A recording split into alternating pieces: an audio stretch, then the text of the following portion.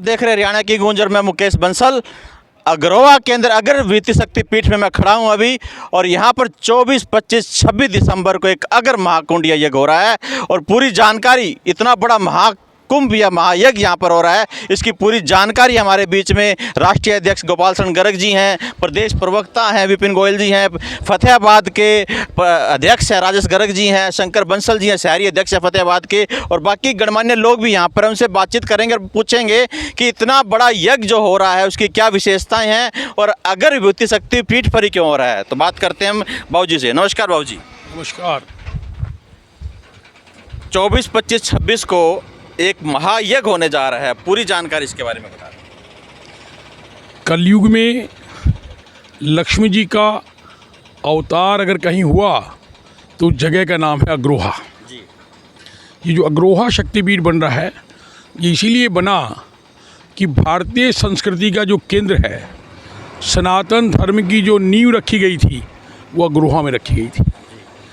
फिर क्योंकि अग्रसेन जी की पितृभूमि अग्रोहा रही और अग्रसेन जी के वंशज पूरे देश में लगभग 10 करोड़ से ऊपर हैं, उन सब की पितृभूमि है तो अग्रोहा है। हम लोग सनातन धर्म को मानते हैं, सनातन धर्म के करोड़ों लोग पूरी दुनिया में हैं।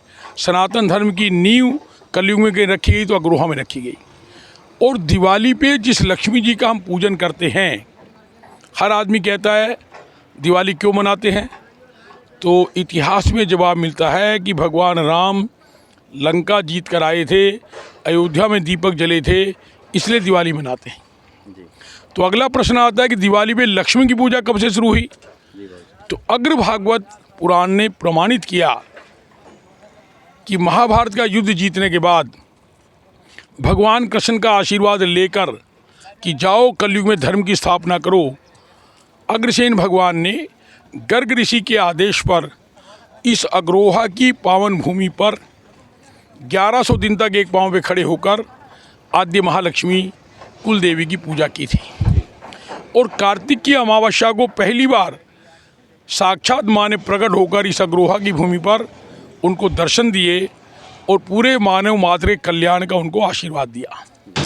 तब से लेकर आज तक दिवाली पे लक्ष्मी की पूजा होती है। लक्ष्मी जी ने केवल दिवाली पे दर्शन नहीं दिया, लक्ष्मी जी ने कलयुग में 3 बार दर्शन दिए। दिवाली पे भक्ति के रूप में, और जो यज्ञ की आपने चर्चा की, ये जो यज्ञ हो रहा है 26 दिसंबर को मंगसिर की पूर्णिमा है, जिसको हमारे पंचांग में कहते हैं महालक्ष्मी वरदान पर्व। तो दूसरी बार लक्ष्मी जी ने अग्रोहा में जो दर्शन दिया वो मंगसिर की पूर्णिमा को दिया था, जिसको हम महालक्ष्मी वरदान पर्व कहते हैं। दिवाली वाले दिन दर्शन दिया भक्ति के रूप में और मंगसिर की पूर्णिमा को दर्शन दिया शक्ति के रूप में। इलाके की जनता का भला करने के लिए, गरीब का भला करने के लिए, किसान का भला करने के लिए, पूरे देश के धर्मपरायण लोगों को भला करने के लिए माँ ने मंगसिर की पूर्णिमा को अग्रसेन जी को उन्हें दर्शन दिया और इंद्र से युद्ध करने का आशीर्वाद दिया। यानी सत्ता में जो आदमी बैठा है अगर वो अहंकारी हो जाए तो उससे युद्ध करना कोई पाप नहीं। ये वरदान महालक्ष्मी ने मंगसिर की पूर्णिमा को दिया। तो मंगसिर की पूर्णिमा को जो महालक्ष्मी वरदान पर होता है, ये हमारा तीसरा महायज्ञ है। पहला यज्ञ 2019 में किया। उस यज्ञ जहाँ किया था वहाँ देख रहे हो आप साक्षात माँ का मंदिर बन रहा है। बिल्कुल बिल्कुल। ये श्री यंत्र के ऊपर 108 फुट चौड़ा, 108 फुट लंबा, 108 फुट ऊंचा, 8 दिशाओं में अष्टलक्ष्मी और बीच में आद्य महालक्ष्मी का मंदिर बनेगा। एक मिनट मैं रोकना चाहूँगा, मैं कैमरामैन से कहूँगा कि एक बार पूरा जूम करके दिखा दे। मंदिर की जो भव्यता मुझे दिखाई दे रही है, ऐसा लग रहा है कि पूरे विश्व में ये मंदिर ऐसा मंदिर बनने जा रहा है जिसकी पहचान अलग अनूठी रहेगी। जी बाबूजी। इस मंदिर में कोई सरिया स्टील नहीं लगेगा। जिस तरह से राम मंदिर में बंसी पहाड़पुर का पत्थर लगकर इस दुनिया के मंदिर के सबसे बड़े आर्किटेक्ट सीबी सोमपुरा के द्वारा जो अयोध्या में राम मंदिर निर्माण हो रहा है, उन्हीं आर्किटेक्ट की देखरेख में अग्रोहा शक्तिपीठ पर ये माँ का मंदिर बन रहा है। आप देख रहे हैं ये 8 दिशाओं में अष्टलक्ष्मी के मंदिर लगभग तैयार हो गए हैं। इन पर पद्म शिलाएँ रखी जानी है, जिनको 26 तारीख को बाकायदा पूजन होकर पद्म शिलाओं का हमारे शास्त्रों में बड़ा महत्व है। पद्म शिला का दूध से, दही से, पंचगव्य से, गंगा जल से स्नान होकर, पूजन होकर फिर वो रखी जाती है माँ के यंत्रों के साथ में। तो 26 तारीख को पूर्ण आहुति के बाद उन पद्म शिलाओं का पूजन होगा। यहाँ 24, 25, 26 तारीख को जो आद्य महालक्ष्मी का 18 कुंडीय यज्ञ हो रहा है, ये अपने आप में एक विशाल है। जी बाबूजी, ये मंदिर कब तक पूर्ण हो जाएगा? देखिए, मंदिर को बनते लगभग 2 साल हो गए जी और अभी लगता है कि माँ का मंदिर है, बनाने वाली वही है। जी बिल्कुल। जैसे जैसे भक्तों के मन में श्रद्धा आ रही है, पूरी दुनिया के लोग आ रहे हैं और मंदिर बना रहे हैं। तो लेकिन हम अनुमान लगाते हैं कि लगभग 1.5 साल में ये मंदिर पूरा हो जाएगा। कितनी लागत मानते हैं, कितनी लागत लगभग आ जाएगी इसके ऊपर?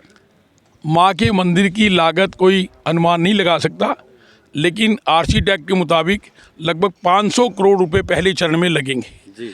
और बाकी उसकी क्या इच्छा है, एक भक्त अपनी कोठी बनाता है बढ़िया, लेकिन माँ का मंदिर दुनिया में बनी सब कोठियों से सुंदर और भव्य होना चाहिए। ये दुनिया का एक ऐसा मंदिर बनेगा जो श्री यंत्र के ऊपर है और अपने भक्तों की हर मनोकामना को पूरा करेगा। जी धन्यवाद। अभी गोपाल चंद गर्ग जी को आप सुन रहे थे, जिन्होंने बताया कि जो मंदिर पीछे बन रहा है अपने आप एक अनूठी पहचान और सबसे अलग पूरी दुनिया के अंदर अपनी एक पहचान बनाएगा। हमारे बीच में श्रद्धालु भी आए हैं बाहर, चंडीगढ़ से उनसे बातचित करते हैं आज यहाँ पे उनके आने का क्या प्रयोजन है। नमस्कार। पंचकुला से आए हैं जी जी, हम। पंचकुला से आए हाँ जी। हैं, किस प्रयोजन से लिए आज आप इसी आए? हम अपनी कुलदेवी महालक्ष्मी की ये यज्ञ में बैठने के लिए, पूजा करने के लिए, बच्चों को आगे बताने के लिए कि हम वहाँ गए थे, बच्चे बाहर हैं। उन्हें ये तो पता है कि हम अग्रवाल हैं, लेकिन उन्हें ये नहीं पता है कि हमारी कुलदेवी महालक्ष्मी है, हमारी व्यापार की, सब में समृद्धि देने वाली। बच्चे वहाँ तरक्की कर रहे हैं उन्हीं की कृपा से। हम मम्मी पापा क्यों गए हैं गुरहा में? इसलिए गए हैं कि अपनी कुलदेवी की वहाँ पर हम पूजा कर सकें, यज्ञ में शामिल हो सकें। पंचकुला में भी 25 को अग्रसेन भवन में बड़ा हवन है, वहाँ पे भी 25 को हमारी वापसी है, वहाँ पे भी हमें हाजिरी देनी है। यजमान बने हैं हम, यहाँ पे भी यजमान बने हैं। सुबह अपने धोती कुर्ता और अपनी पारंपरिक वेशभूषा को पहन करके हम उसको। बहुत बढ़िया। आपका नाम जी? मिसेस हर्ष सिंघल।